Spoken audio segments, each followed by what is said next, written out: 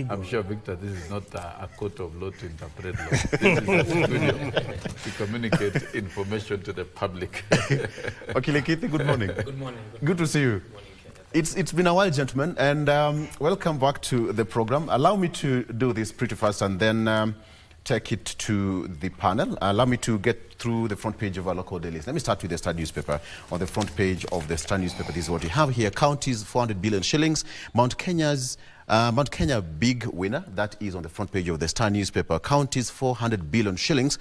Mount Kenya, big winner. It says that revelations a slap in the face by Gachagua.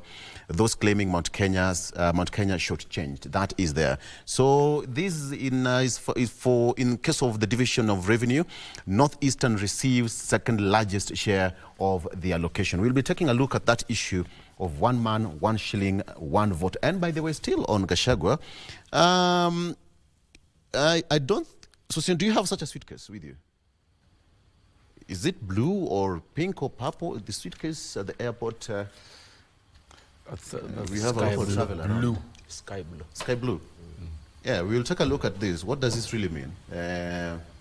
Yesterday we were spotted at the airport going to Mombasa with this suitcase.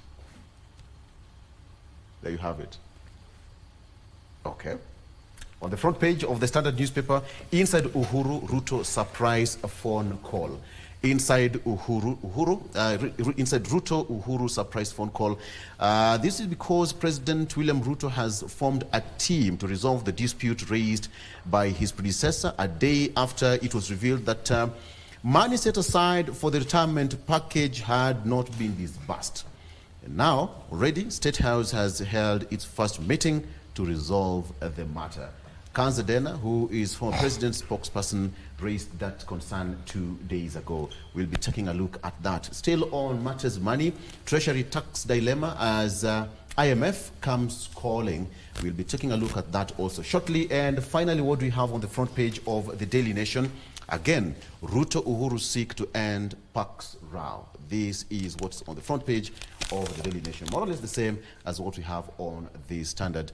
It's now a climb down. President William Ruto yesterday called his predecessor, Uhuru Kenyatta, in a bid to stop the escalation of a standoff over the former president's budgetary allocation, official office staffing, and security requirements, etc., etc. We're taking a look at that very fast. But let me start with you, Wakili Kithi. What do you make of the front page of the Daily Nation? It's now in the public domain for the last 2 days.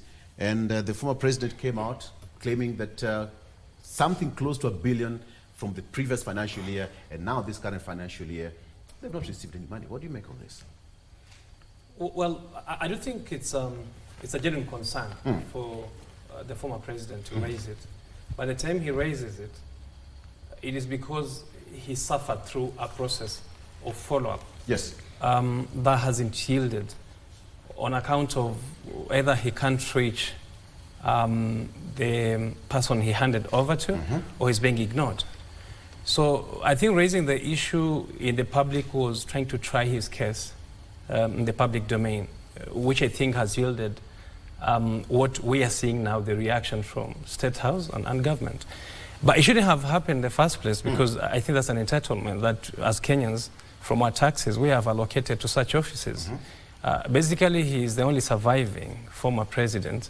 We have a duty to him to take care of him and any other president that serves us and later retires because we have retirement packages for such offices and such officers.